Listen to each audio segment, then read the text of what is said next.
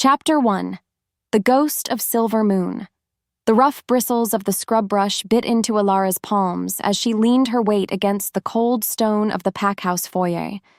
She moved with a rhythmic, practiced desperation, scrubbing away the muddy footprints of warriors who didn't even realize they were stepping on a person.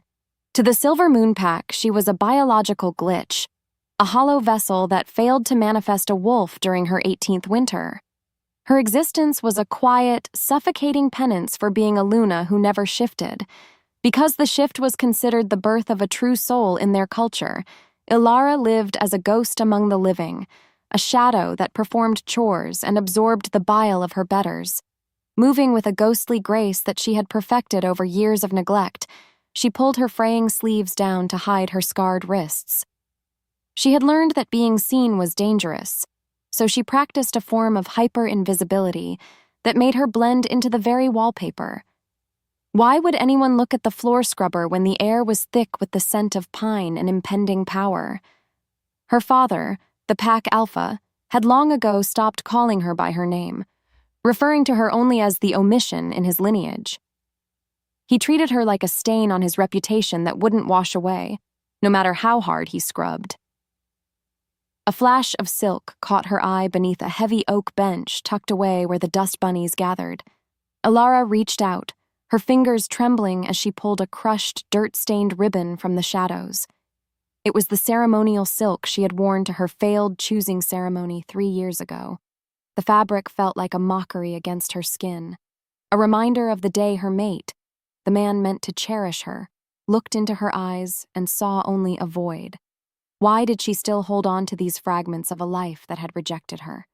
She tucked the ribbon into her pocket just as a heavy pair of boots came to a halt inches from her bucket. "The king arrives tomorrow, and the floors still look like a stable," Alpha Julian's voice boomed, vibrating through Alara's chest. He didn't look at her face. He spoke to the top of her head as if addressing a piece of furniture. Julian was a man of iron and ego, obsessed with the decaying status of the Silver Moon Pack. The blight was eating at the edges of their territory, and the Silver Moon was rotting from the inside out. He needed the Obsidian King's favor to survive, and he was willing to sacrifice anything, or anyone, to get it. "I will have them gleaming by dawn, Alpha," Alara whispered, her voice a dry rasp from disuse. She kept her gaze fixed on his polished boots, noting the way the leather strained against his aggressive stance. He let out a huff of disgust before turning away, barking orders at the trembling Omegas down the hall.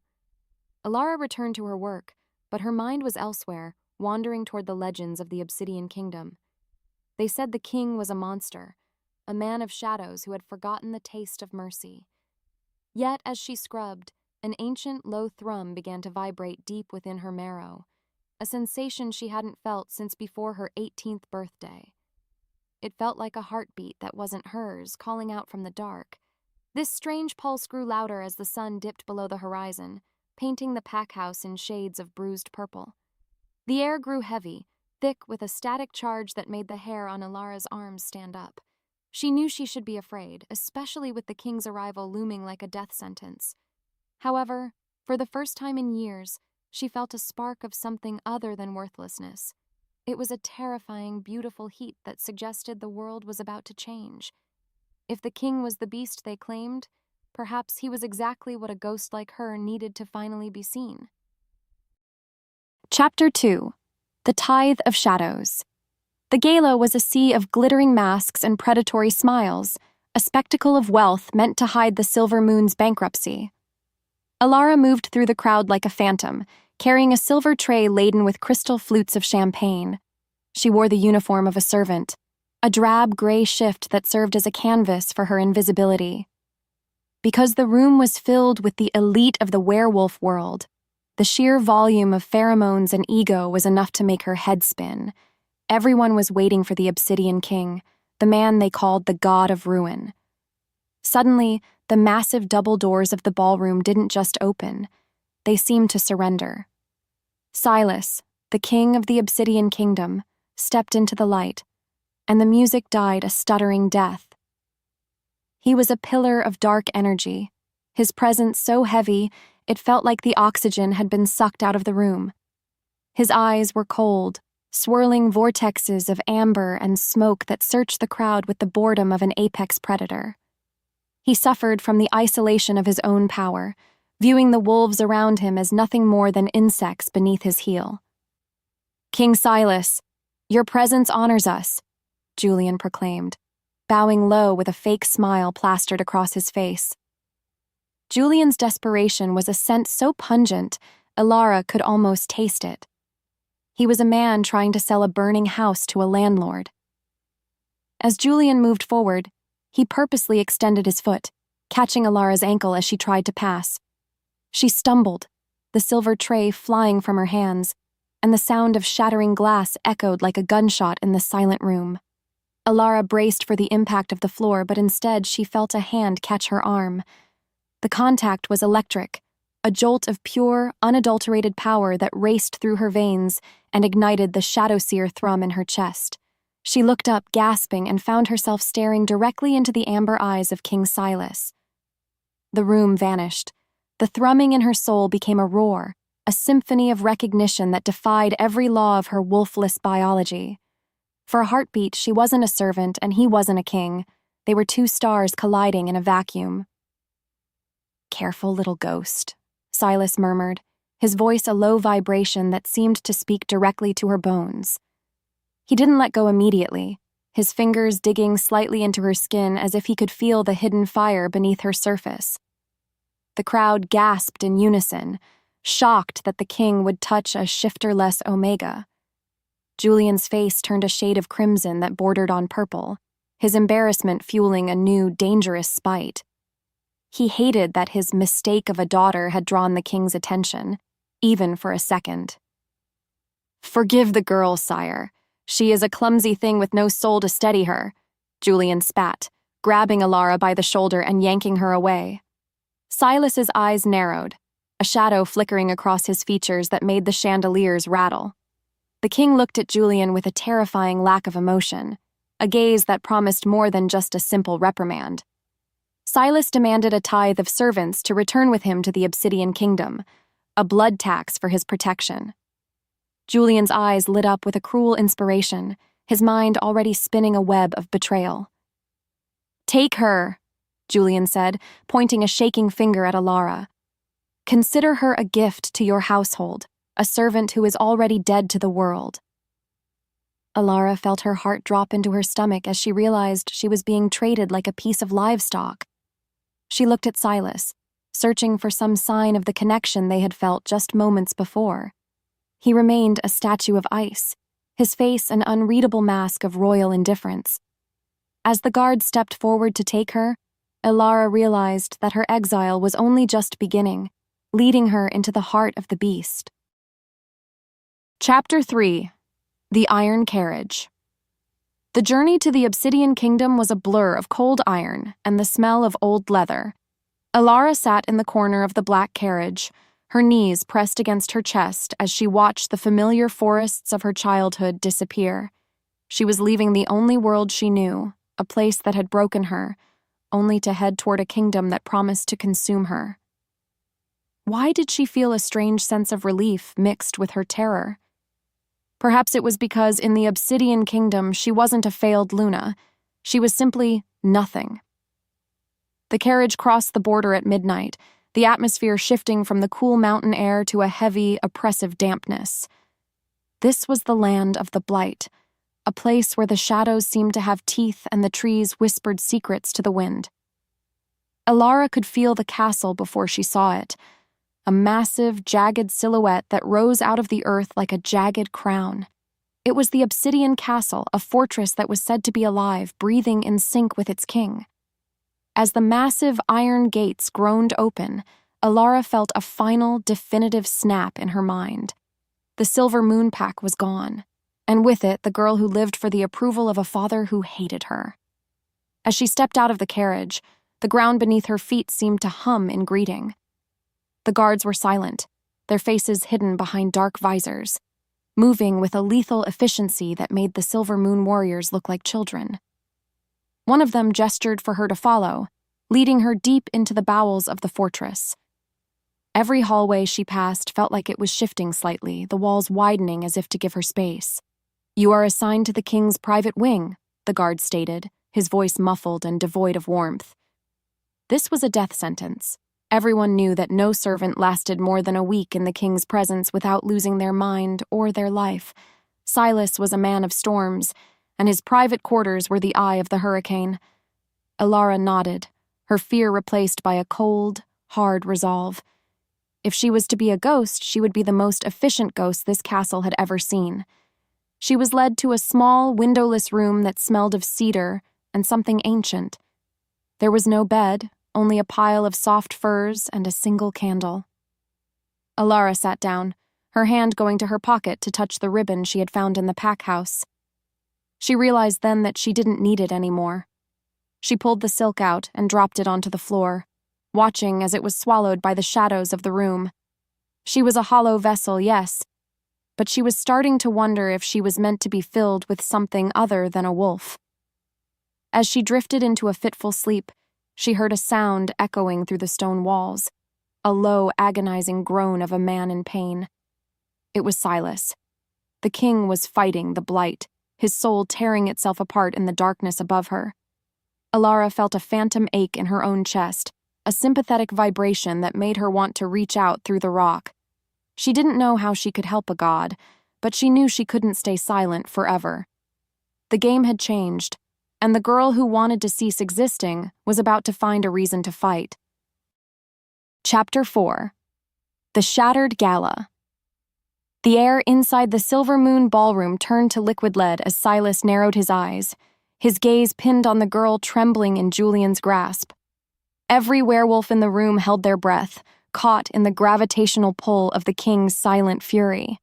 Because Silas functioned on a plane of power that transcended physical strength, his mere irritation caused the shadows in the corners of the ceiling to thicken and drip like ink. He looked at Julian not as a fellow alpha, but as a gardener might look at a particularly stubborn weed. The shadow seer thrum in Alara's ribs was no longer a hum. It was a rhythmic pounding that synchronized with the king's heavy footfalls.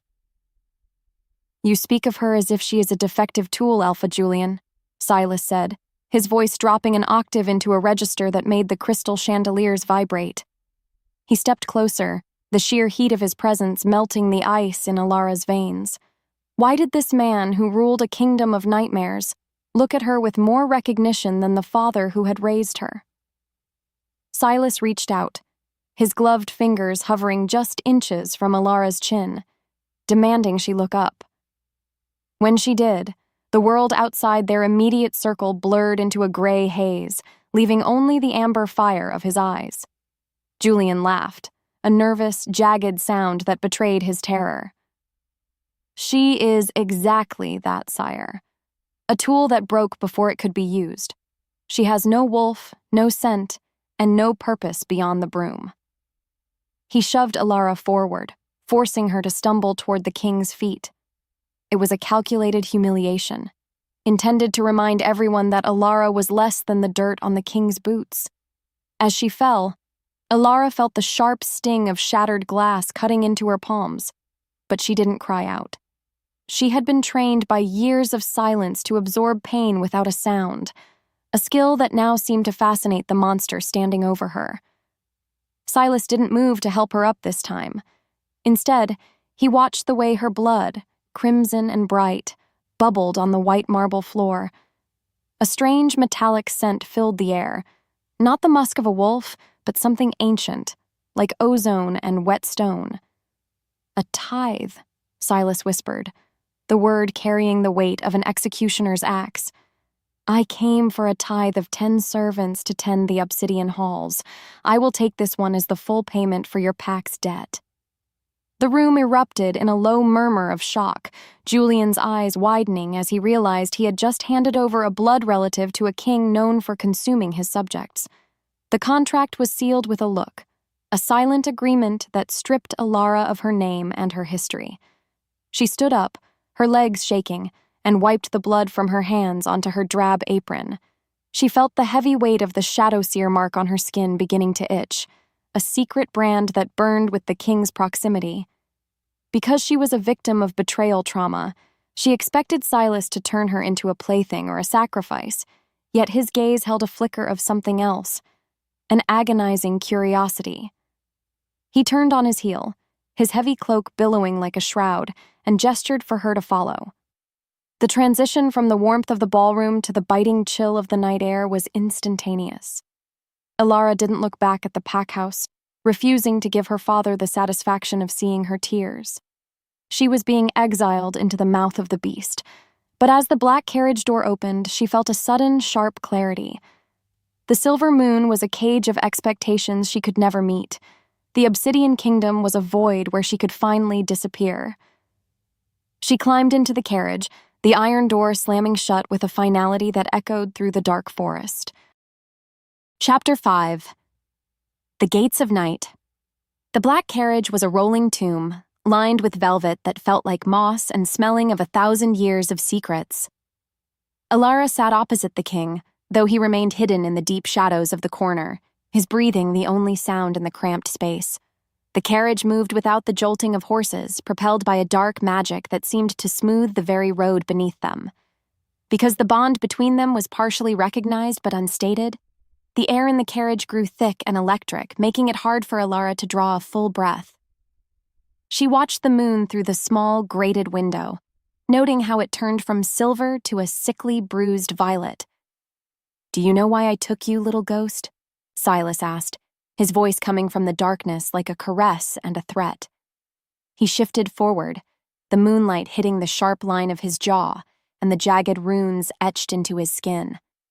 These were the marks of the blight, the curse that threatened to turn him into the very monster his enemies feared. He looked exhausted, the burden of omnipotence weighing down his shoulders like a leaden mantle. He was a god who was tired of being worshipped and even more tired of being feared.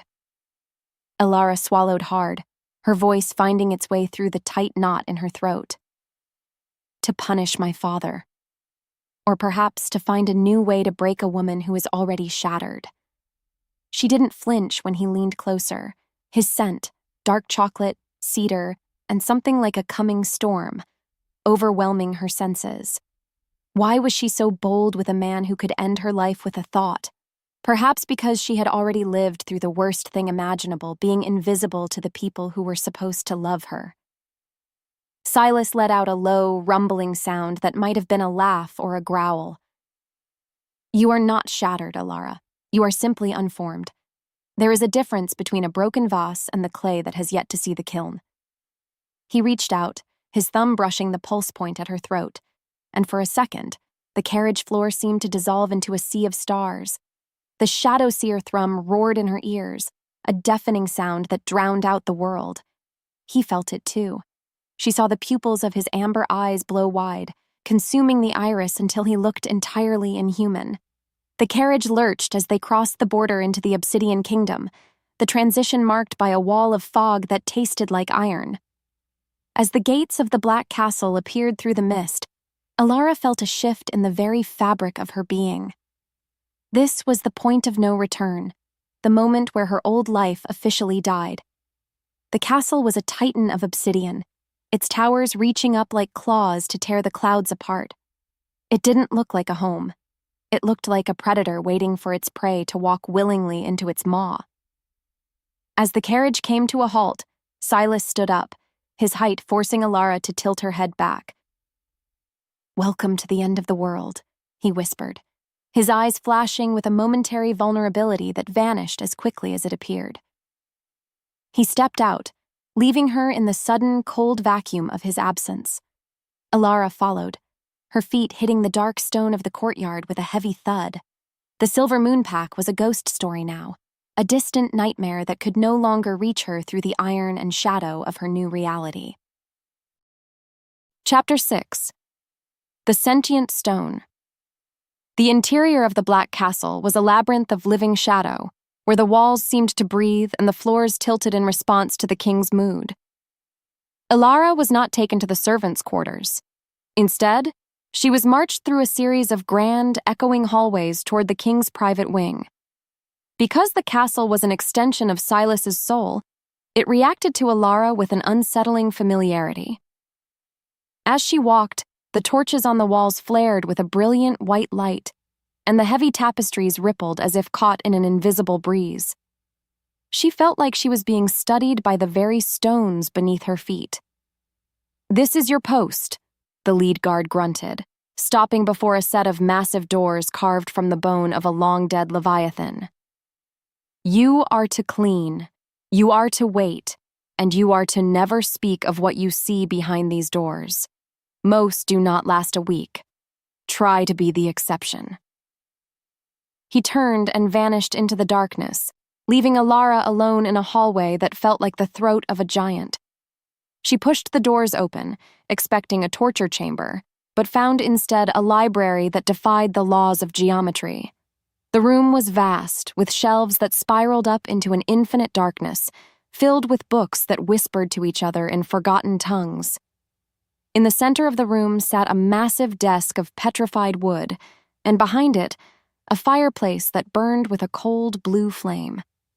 Alara felt a strange sense of peace here, a feeling of belonging that she had never experienced in the sun-drenched halls of her home pack.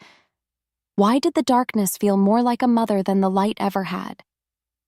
She began to move through the room, her fingers trailing over the spines of the books, feeling the way the air thinned and thickened around her.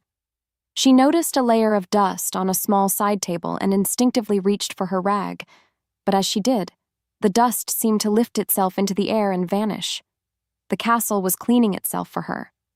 Alara paused, her heart hammering against her ribs as she realized the shadows in the corner were coalescing into a shape. It wasn't Silas, but a manifestation of the castle's sentience, a flickering image of a woman made of smoke. The figure bowed to her before dissolving into a pile of white rose petals that smelled of rain and old paper. A sudden, sharp cry of pain echoed from the adjoining chamber, a sound so raw it made Alara's knees buckle. It was Silas, his voice strained to the breaking point as he fought the blight. Without thinking, she ran toward the sound, her hyper-invisibility kicking in as she moved through the shadows like a streak of moonlight. She burst into his bedchamber to find him collapsed on the floor, his skin glowing with a sickly purple light that seemed to be eating him from the inside out. The air in the room was freezing, the windows frosted over with the sheer cold of his agony. Alara didn't stop to consider the danger. She dropped to her feet beside him and pressed her hands against his chest. As her skin touched his, the blue flames in the fireplace roared to life, and the shadow seer mark on her arm blazed with a light so bright it shone through her sleeve. To her horror and wonder, the purple light began to drain from Silas, flowing into her palms like a river of poison. Silas's eyes snapped open, and for the first time, he saw her. Not as a servant, but as the only person in the world who could touch him without dying. Chapter 7. The Keeper of the Storm. The silence following the king's stabilization was heavier than the agony that preceded it. Alara sat on the frigid floor of the royal bedchamber, her lungs burning as if she had inhaled a cloud of diamond dust. The purple toxicity of the blight had vanished from Silas's skin, but it left a lingering metallic tang on her tongue. Because she had absorbed a fragment of his divine corruption, her own veins now pulsed with a faint, bioluminescent silver that ebbed and flowed with her heartbeat. Silas remained motionless, his head resting near her lap, his breathing deep and rhythmic for the first time since they had crossed the border. She looked at her hands, which were trembling with a frantic, jittery energy. Why did she feel more alive while poisoned by his darkness than she ever had in the pristine air of the silver moon? The castle groaned around her, the obsidian walls expanding as if the structure itself were taking a long, relieved breath. She was a nothing servant who had just performed a miracle, yet the weight of her hyper-invisibility made her want to retreat into the tapestry. She gently disentangled her fingers from his tunic, her heart hammering against her ribs like a trapped bird. "You should not be able to touch that," a voice rasped from the shadows of the doorway. Alara bolted upright, her back hitting the sharp edge of the king's bed frame. A high-ranking Lycan general, a man named Varric, stepped into the light, his eyes narrowed with a predatory suspicion that made her skin crawl. He was a wall of muscle and scars, his scent a suffocating mixture of old blood and wet fur. He moved toward her with a lethal grace, sniffing the air as if trying to decipher the impossible puzzle of her lack of scent. I was only trying to help," Alara whispered, her voice cracking like dry parchment. She tried to manifest her invisibility, to shrink into the darkness and become a ghost once more. But the shadow seer energy in her blood made her glow like a beacon. Varric reached out, his hand closing around her throat with a grip that wasn't meant to kill, but to dominate. He forced her to look at him, his pupils slitting into thin lines of feral intensity. "You have no wolf, no rank, and yet you smell like the king's own soul," Varric growled, his face inches from hers. What manner of creature did Julian send us? A spy? A parasite? Because he couldn't sense a wolf within her, he treated her with a violent disregard, his claws pricking the sensitive skin of her neck. Alara felt the familiar surge of betrayal trauma, the sickening expectation that she would be discarded yet again.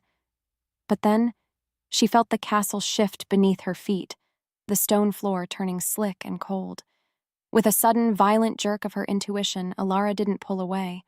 She leaned into the shadows. For a split second, her physical form dissolved into a swirl of smoke and starlight, allowing her to slip through Varric's fingers like water. She reappeared 3 feet away, her chest heaving, the realization hitting her like a physical blow. She wasn't human, and she wasn't a wolf. She was something the world had forgotten how to name. Before Varric could lunge again, a low, dangerous growl erupted from the floor. Silas was awake, and his eyes were fixed on his general with a promise of total annihilation. Chapter 8. The Shadow's Resonance. The tension in the room was a physical weight, a cord stretched so tight it hummed with the threat of snapping. Silas rose from the floor, his movements possessing a terrifying, predatory fluidness that suggested he was no longer entirely man. He ignored Varric, his gaze locked onto Alara with an intensity that felt like a brand.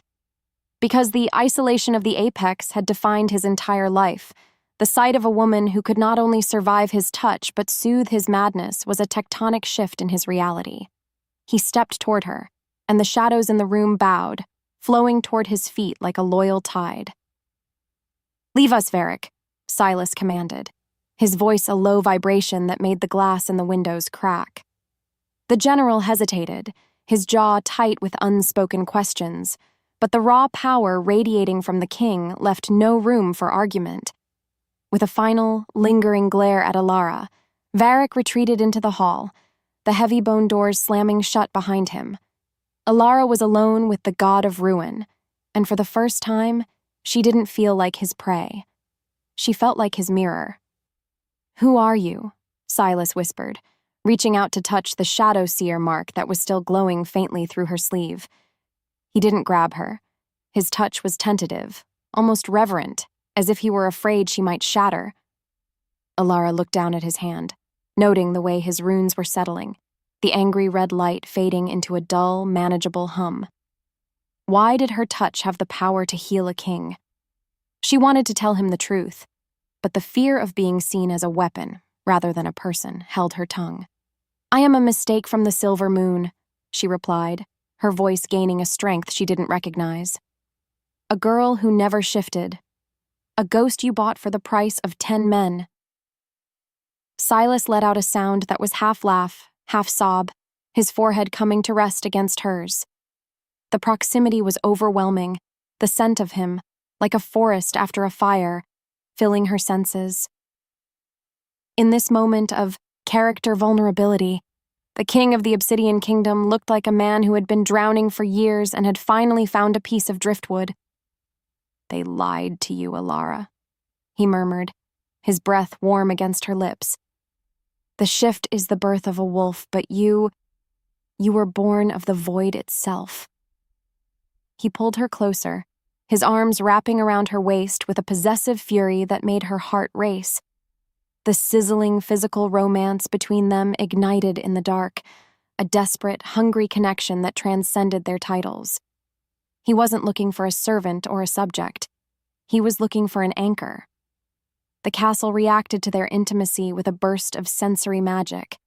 The walls glowed with a soft, ethereal light, and the scent of white roses filled the air, despite the biting cold outside. Elara felt her shadow seer mark thrumming in time with his heart, a rhythmic pulse that suggested their souls were already beginning to weave together. However, even as she leaned into him, a cold dread pooled in her stomach. If she was his fated mate, if she was the key to his sanity, what would happen when her father came to reclaim his property? The piece was a fragile glass ornament, and she could already hear the hammers of the past coming to smash it. Chapter 9. The Labyrinth of Secrets. The days that followed were a descent into a beautiful, terrifying new reality, where Elara was no longer a servant, but she wasn't yet a queen. She spent her hours in the king's private wing, navigating the sentient stone of the castle that seemed to anticipate her every need. Because she was still hiding the true extent of her shadow seer mark, she felt like an imposter in a crown of thorns. Silas was obsessed with her, his presence a constant, low-frequency hum that she could feel even when he was across the castle. He was terrified that his true self was the monster, but in Elara's eyes, he found a sanctuary he hadn't known existed. "Read to me," Silas requested one evening, gesturing to a heavy, leather-bound tome in the library. He was lounging in a chair of carved obsidian, his eyes closed, the runes on his neck glowing softly in the firelight. Elara took her place at his feet, her fingers tracing the ancient script of the Obsidian Kingdom. The language was strange, yet it felt familiar, the words tasting like honey and smoke in her mouth. As she read, the shadows in the room began to dance, forming shapes of forgotten battles and lost loves on the ceiling. She looked up to find Silas watching her, his expression a mixture of awe and possessive fury. He reached out, his hand sliding into her hair, his thumb tracing the shell of her ear. "You are the only thing in this world that doesn't scream when I approach," he whispered, his voice thick with a raw, unspoken desire. The tension between them was a physical entity, a beast that lived in the corners of the room, waiting for them to acknowledge the bond that was screaming for release. "Is it because I have no soul to lose?" Elara asked, her voice a soft challenge. She leaned into his touch, her hyper-invisibility finally failing her as she let herself be seen. Silas growled, a low, primal sound that vibrated through her entire body. He pulled her up into his lap, his mouth hovering inches from hers, the heat between them enough to melt the frost on the windows. He was a king, and she was a ghost, but in the heart of the Obsidian Castle, they were simply two halves of a broken whole. Suddenly, the heavy doors of the library burst open, and a messenger stumbled in, his face pale with news that chilled the room. "Sire, the Silver Moon Pack. Alpha Julian is at the gates. He claims a spy has infiltrated your inner circle and demands an audience to reveal the truth." Elara felt her blood turn to ice as the point of no return arrived with a thundering knock. Julian wasn't here for a visit. He was here to destroy the one place where she had finally felt alive. Silas stood up, his height casting a shadow that swallowed the entire room. His eyes turned a dark bruised purple, the blight reacting to his sudden spike in adrenaline. He looked at Elara, his gaze searching for a lie she hadn't yet told. "A spy, Elara?" he asked, his voice like the grinding of tectonic plates. The high-stakes conflict had arrived, threatening to tear the bond apart before it could even be claimed. Elara stood her ground, her shadows manifesting as a cloak around her shoulders, a silent declaration of her new allegiance. The battle for her soul was beginning, and the Obsidian King was the only one standing between her and the darkness of her past. Chapter 10. The Veiled Truth. The silence in the library was a physical weight, pressing against Elara's chest until it felt like her ribs might snap. Silas stood as a monument of dark marble, his amber eyes burning into hers with a sudden, sharp suspicion that made the shadow-seer thrum turn into a panicked vibration. Because he suffered from the isolation of the apex, any hint of betrayal felt like a dagger to his very core. He reached out, his hand not touching her this time, but hovering in the air as if he could feel the threads of her loyalty fraying. Why did the arrival of a single man from her past have the power to turn her sanctuary back into a prison? "A spy, Alara?" Silas repeated, the words dropping like stones into a deep, dark well. "My general believes you are a ghost, and now your alpha claims you are a weapon." He stepped closer, the sheer gravity of his presence making the floorboards groan in protest. Alara felt her hyper-invisibility trying to kick in, her soul begging to disappear into the shadows of the bookshelves. But she couldn't hide, not when the mark on her skin was screaming for his recognition. She stood her ground, her fingers digging into the fabric of her sleeves to hide the glowing silver lines. "Julian is a man who fears what he cannot control, Silas," she whispered, her voice a fragile bridge across the growing chasm between them. "He didn't send me here as a spy. He sent me here to die because I was a reminder of his own failure." She looked up at him, her eyes wide and vulnerable, offering him the truth of her learned worthlessness as a shield. Why would she work for the man who had spent 18 years trying to erase her existence? Silas seemed to weigh her words, his runes flickering with a rhythmic, pulsing light that suggested a storm brewing just beneath the surface. He didn't answer. Instead, he turned to the messenger, his cloak snapping like a whip. "Bring the Alpha to the throne room. If he has come to provide entertainment, I shall not keep him waiting." As the messenger scrambled away, Silas turned back to Alara, his expression an unreadable mask of royal indifference. "You will stay by my side. If you are a weapon, I will know. If you are a spy, you will find that the obsidian throne is very unforgiving to those who lie." He grabbed her hand, his grip possessive and fierce, dragging her toward the heart of the fortress. The transition from the warmth of the library to the cold grandeur of the throne room was jarring. The space was a cathedral of black glass illuminated by the cold blue fire of the Blight.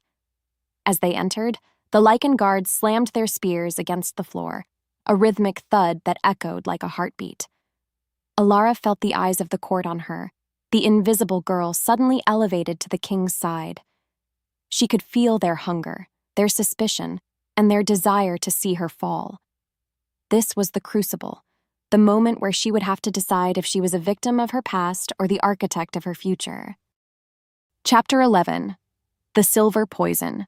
The air in the throne room tasted of iron and impending violence as the massive doors swung open to reveal Alpha Julian.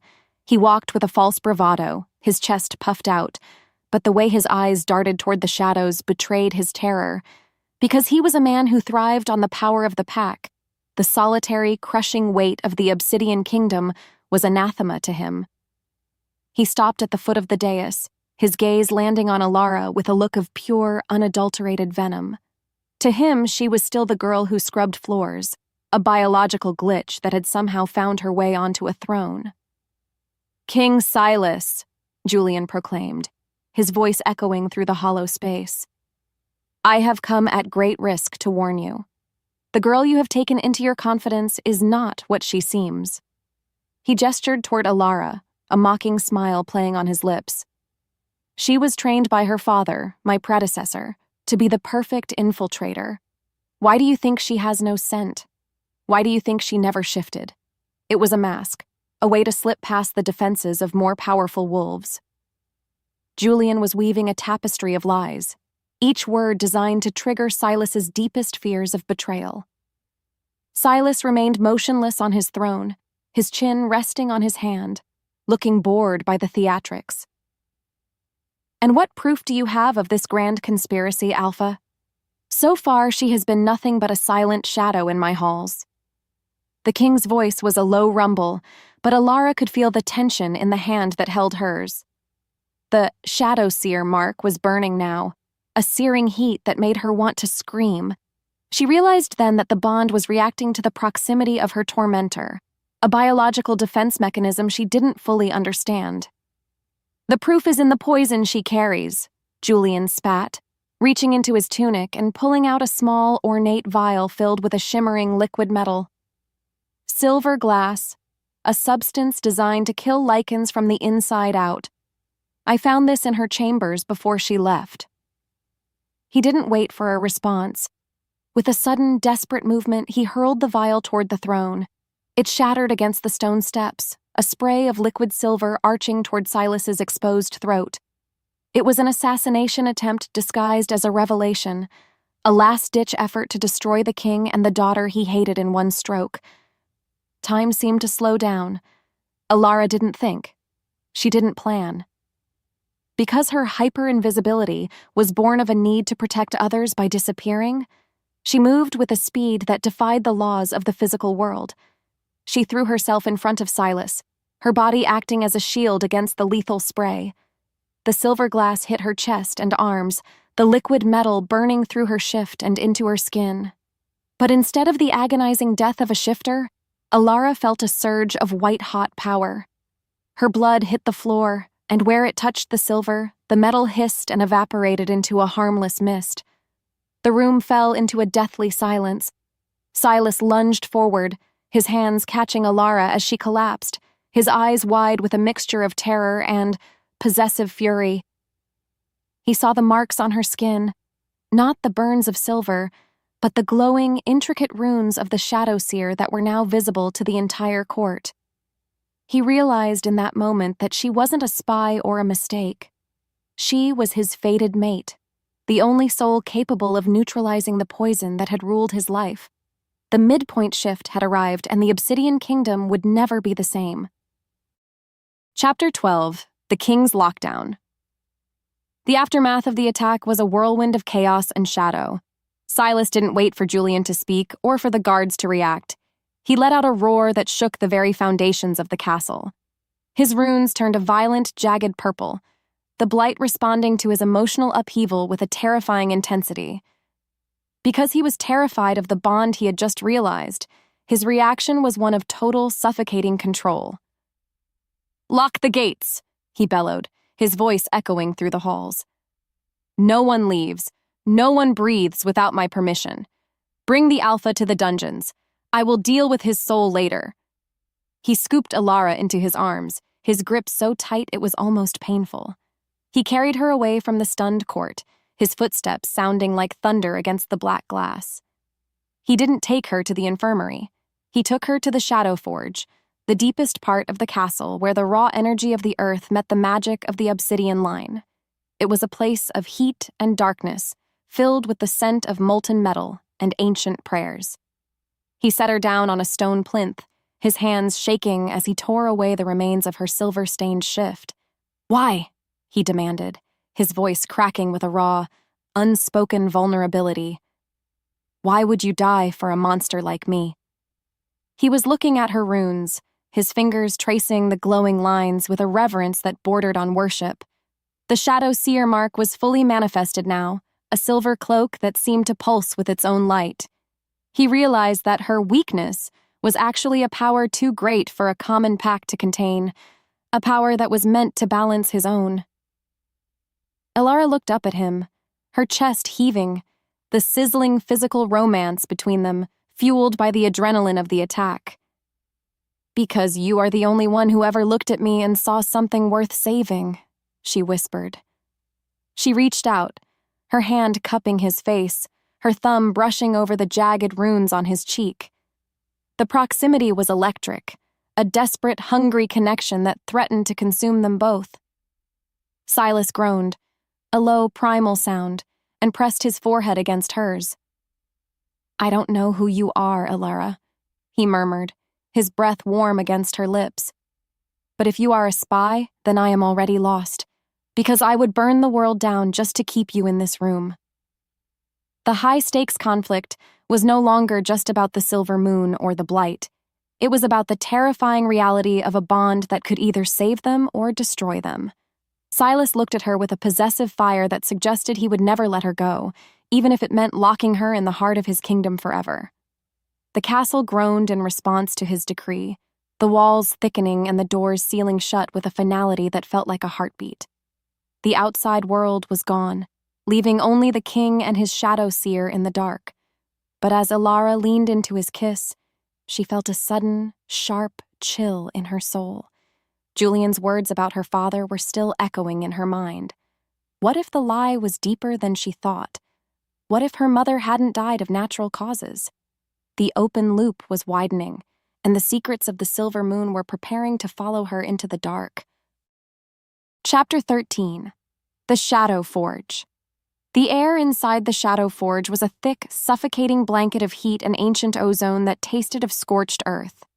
Silas stood over Alara, his silhouette a jagged mountain of grief and protective rage that seemed to consume the meager light of the blue fire braziers.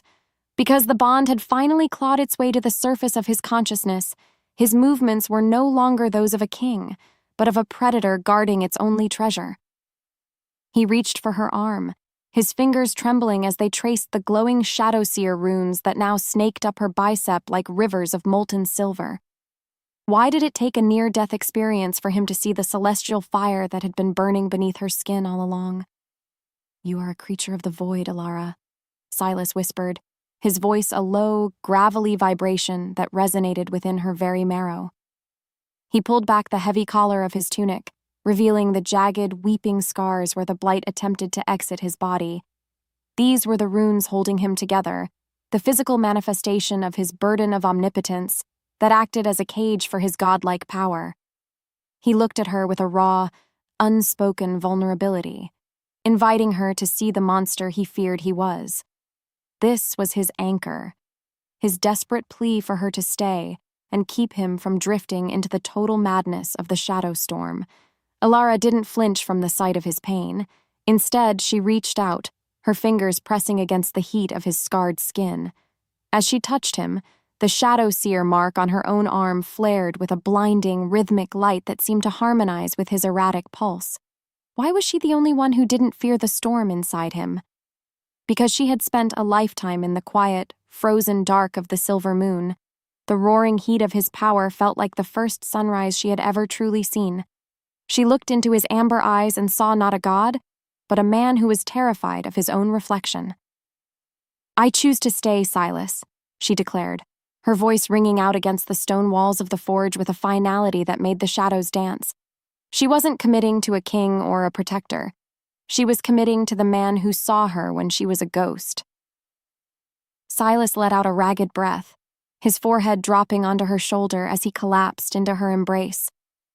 The tension in the room snapped, replaced by a deep, pulsing connection that defied every law of the werewolf world. The high-stakes conflict of the outside world faded away, leaving only two broken souls trying to weld themselves back together. Chapter 14. The Luna's Recognition. The intimacy between them in the forge was a desperate, hungry thing that threatened to incinerate the air in their lungs. Silas pulled her against him, his mouth finding the sensitive curve of her neck with a sizzling physical romance that left Alara gasping for air. Because the bond was no longer a suggestion but a living, breathing entity, every touch felt like a lightning strike. He was a king of ruins, and she was a queen of shadows, and as they clung to each other, the very castle began to respond to their union. The obsidian walls vibrated with a low, rhythmic hum, and the scent of crushed white roses became an intoxicating perfume that filled the chamber. "The castle knows you?" Silas murmured against her skin, his hands mapping the contours of her body as if he were memorizing a new map. "It recognizes its Luna." As if to confirm his words, the shadows in the room began to manifest permanently around Alara, swirling into a heavy, ethereal cloak that draped over her shoulders. This wasn't a wolf's fur. It was a garment of pure, sentient darkness that marked her as the true sovereign of the Obsidian Kingdom. She was no longer the girl who scrubbed floors. She was the shadow that would hold the throne. Suddenly, the heavy iron doors of the forge groaned open, and Varric, the Lycan general, appeared, his face a mask of grim urgency. "Sire, the scouts have returned. Alpha Julian is not alone in the dungeons. His warriors are gathering at the border, and he claims to have information regarding the poisoning of your Luna's heritage." The atmosphere in the room turned to ice in an instant. The point of no return had arrived, and it brought with it the stench of old betrayals. Silas straightened, his eyes turning a lethal, bruised purple as the blight responded to the threat against his mate. "He dares to speak of her heritage?" Silas growled, his voice sounding like the grinding of tectonic plates. He looked at Alara, his possessive fire warring with a new, sharp curiosity. Why was Julian so desperate to reclaim a worthless servant? The open loop of Alara's past was widening, suggesting that her lack of a wolf was not a biological mistake, but a deliberate act of sabotage. Alara felt a cold dread pooling in her stomach as she realized that her mother's death and her own flaw were two threads of the same dark web. Chapter 15. The Gathering Storm. The transition from the forge to the king's war room was a blur of black glass and snapping cloaks. Silas moved with a lethal efficiency, barking orders to his generals as the blight flickered across his skin like lightning in a summer storm. Because he was now fueled by the need to protect Alara, his power was becoming more erratic, the shadows in the room thickening until it was hard to see the maps on the table. Alara stood by his side, her shadow cloak rippling with a life of its own, a silent sentinel in the heart of the Obsidian Kingdom. She was the anchor, but even an anchor can be dragged under by a heavy enough weight. "Julian is coming to reclaim his property," Silas spat, his fingers digging into the edge of the obsidian table. "He thinks he can walk into my home and take what is mine. He thinks I will listen to his lies about your mother." He looked at Alara, his gaze softening for a fraction of a second before returning to the maps. The high-stakes conflict was no longer just about pack borders. It was a war for the truth of Alara's soul. Silas was prepared to level the Silver Moon Pack to the ground to keep her safe, but Alara knew that some truths could only be found in the ashes. "Let him come," Alara said, her voice steady despite the tremor in her hands. "If he has the truth, I want to hear it before I kill him for what he did to me." She wasn't the ghost anymore. She was a woman who had tasted power and found it more satisfying than any shift. Because her hyper-invisibility had evolved into a mastery over the void, she no longer feared being seen. She wanted Julian to look her in the eye and see the queen he had tried to bury in the dust. The castle groaned as if in agreement, the stones themselves preparing for the siege. The no-turning-back moment had passed, and the Obsidian Kingdom was now a fortress of shadows and secrets.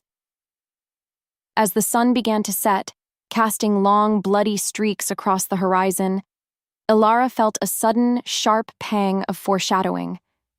Julian wasn't just coming with warriors. He was coming with a revelation that would shatter Silas's faith in her. The all-seems-lost moment was approaching, and the bond that had just begun to heal them was about to be put to the ultimate test. Chapter 16. The Court of Ruin. The air in the Great Hall was thick with the scent of ozone and the heavy metallic tang of Silas's escalating madness. Alpha Julian stood at the center of the obsidian floor, chained but defiant, his lips curling into a jagged sneer as he watched Alara stand beside the throne. Because he was a man who feasted on the insecurities of others, he saw the flickering silver of her shadow seer mark as a target rather than a miracle. Silas gripped the armrests of his throne so hard the stone began to spiderweb, his runes pulsing with a violent, erratic purple light that signaled the blight was hungry for control. Why did the truth always feel like a cold blade against the throat? "You think you've found a mate, Silas?" Julian's voice echoed, dripping with a theatrical pity that made the hair on Alara's neck stand up. "You haven't found a partner. You found a parasite designed by the silver moon to drain you dry." He gestured toward Alara with his bound hands, his eyes gleaming with a malicious triumph. Julian knew that Silas's greatest fear was being manipulated, and he was playing that fear like a master musician. The burden of omnipotence was making Silas paranoid, his gaze darting toward Alara with a sudden, sharp edge of doubt. "Speak your lies and die, Julian," Silas growled, the shadows in the room thickening until the courtiers began to choke on the darkness. Because he was already teetering on the edge of a blight episode, Julian's accusations were like salt in a raw wound. Julian didn't flinch. Instead, he laughed, a dry sound that grated against the stone. Ask her about her father, the old alpha. Ask her why she was sent to you with no scent and no wolf. She wasn't born a ghost, King. She was made into one so she could slip through your defenses and poison your mind from the inside. The transition from suspicion to a full-blown mental collapse was instantaneous for Silas. The blight roared to life, the purple energy leaping from his skin and lashing out at the pillars of the hall. He looked at Alara, but he didn't see his anchor. He saw the spy Julian had described. The isolation of the apex slammed back into place, a wall of ice that cut Alara off from the man who had just kissed her with such desperate hunger. He believed the betrayal was real because it confirmed his darkest belief, that he was unlovable and only useful as a target. Chapter 17. The Cold Descent. "Take her to the depths," Silas whispered, his voice sounding like the cracking of a frozen lake. He wouldn't even look at her, his face a mask of jagged runes and blind, possessive fury. Because he felt the bond being twisted by Julian's lies, he lashed out at the source of his pain. Alara felt a physical blow to her heart as the guards, men she had started to trust, stepped forward to seize her. Why did the world feel so much colder now that she had known the heat of his touch? The walk to the dungeons was a descent into a literal and figurative darkness. Alara was tossed into a cell of cold silver bars, the metal hissing against her shadow seer mark like a predator's warning. She sat on the damp stone, her knees pressed to her chest, listening to the drip of water and the distant, agonizing roars of Silas as he leveled his own castle in his madness. The dark night of the soul had arrived, and it was lonelier than she had ever imagined. She was rejected twice, once by the pack that called her a mistake, and once by the man who called her his soul. Suddenly, the heavy iron door of the dungeon creaked open, and Julian stepped into the dim light, having somehow bribed or bullied his way past the distracted guards. He stood before her cell, his face lit by a single flickering torch that made him look like a demon. "You look so small in there, Alara," he mocked, his voice a low hiss.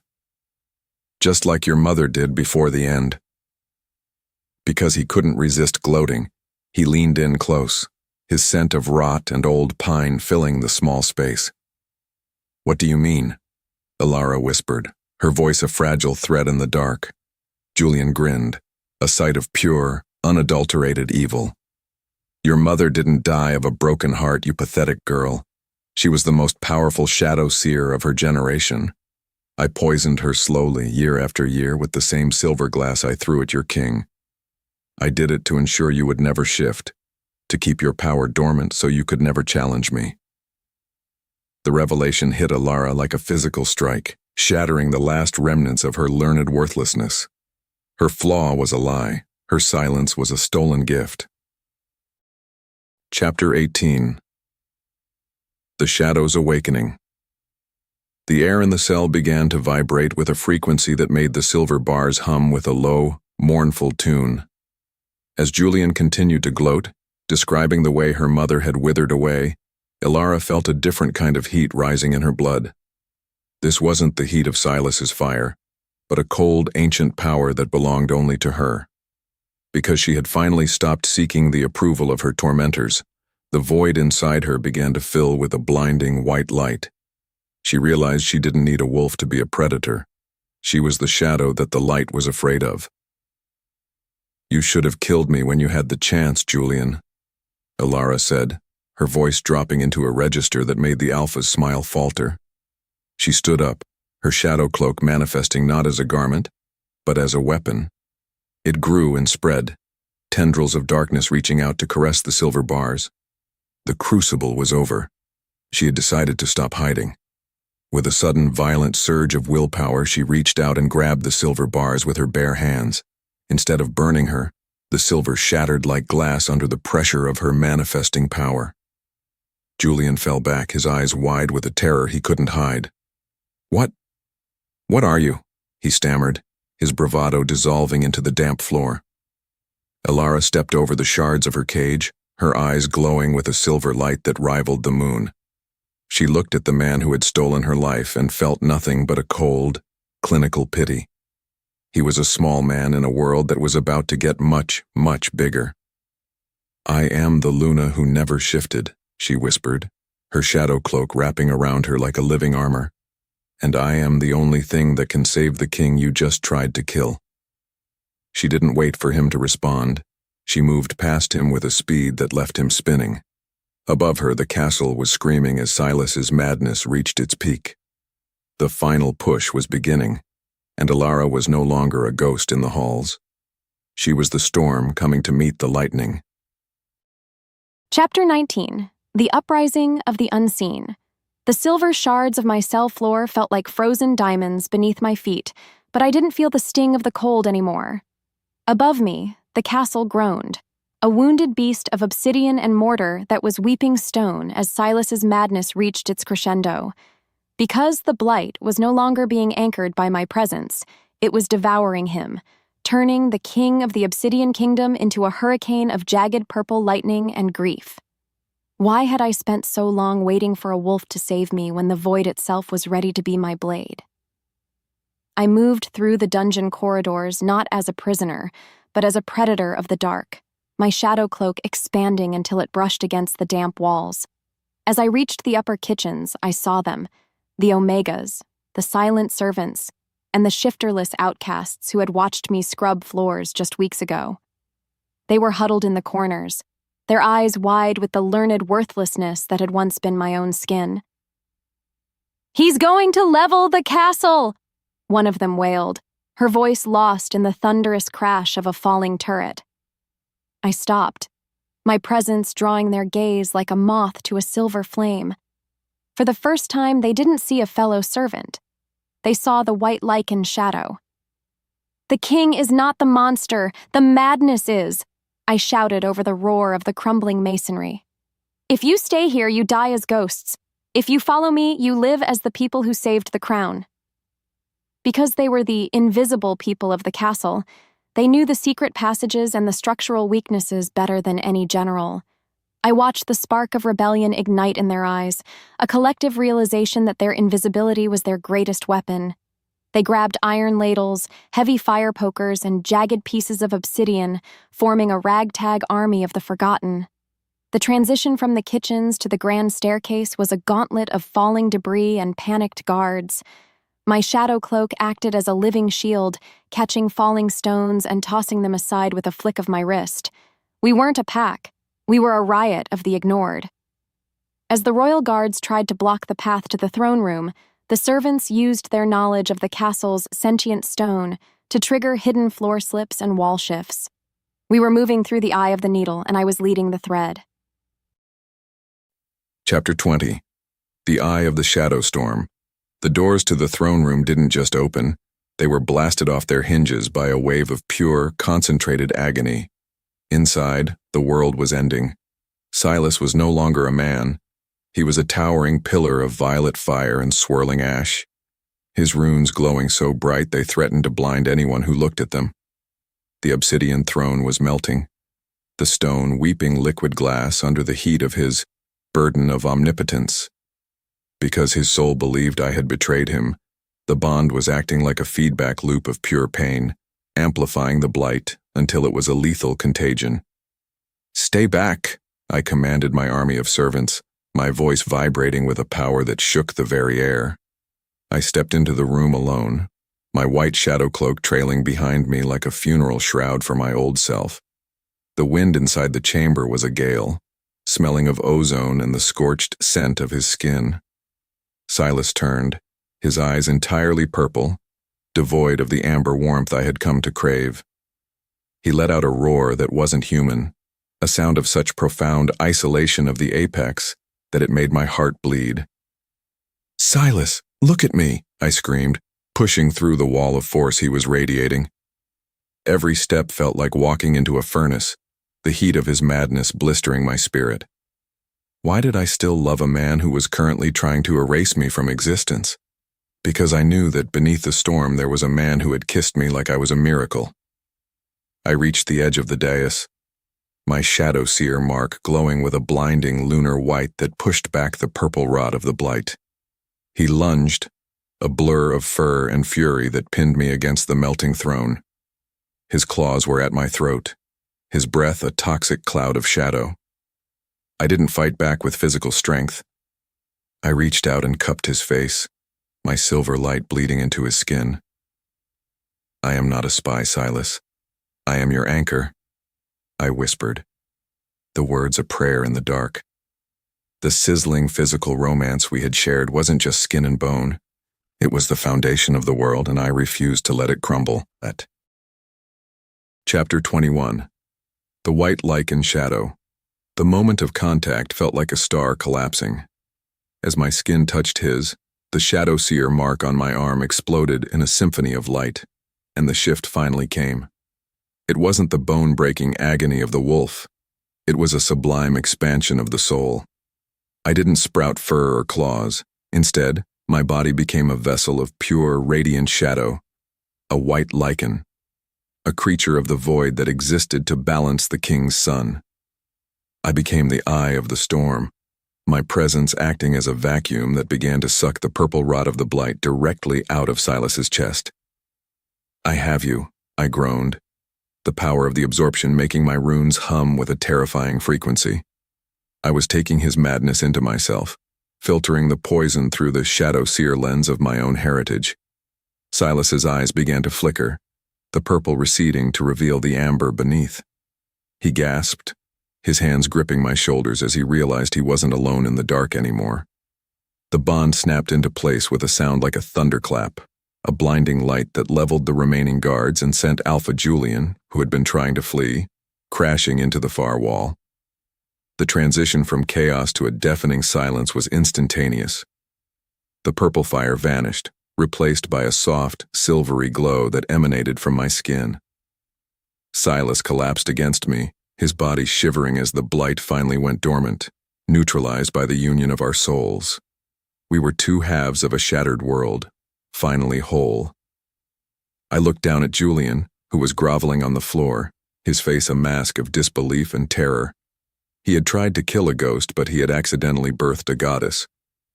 The servants began to pour into the room, their invisible status forgotten as they cheered for the Luna who had saved the king. I stood at the center of the ruins, my white shadow cloak shimmering in the moonlight that poured through the shattered ceiling. The final push was over, and the Obsidian Kingdom had a new equilibrium. I looked at Silas, who was looking at me with a reverence that made my soul ache. We had survived the descent, and now it was time to climb. Chapter 22.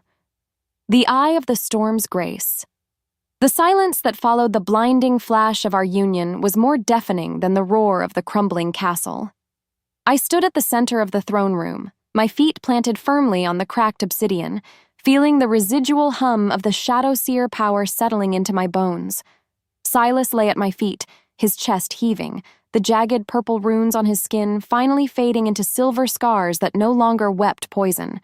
Because I had absorbed the madness of the blight into my own void, the air in the room had cleared, smelling once again of cold rain and white roses. I looked at my hands, watching the ethereal white light of the lichen shadow recede into my skin, leaving behind a glow that suggested I would never truly be invisible again. "Elara?" Silas whispered, his voice a shattered reflection of the man who had roared in the dark only moments before. He reached out, his fingers brushing the hem of my shadow cloak, which had settled into a garment of liquid midnight. Because the bond had fully snapped into place, I could feel his heartbeat within my own ribs, a steady drum of possessive fury and overwhelming relief. He wasn't looking at me as a servant or a spy. He was looking at me as the only thing in the universe that made sense. I knelt beside him, my fingers tracing the line of his jaw, and the sizzling physical romance between us flared one last time, not as a desperate fire, but as a permanent hearth. In the corner of the room, Alpha Julian tried to scramble toward the shattered doors, his hands clawing at the debris in a pathetic display of learned worthlessness. He had watched a girl he considered a biological mistake neutralize a god, and the reality of his failure was a weight he couldn't carry. Silas saw him then, and the king's amber eyes hardened into shards of flint. He stood up, his strength returning with a terrifying speed now that the blight was anchored.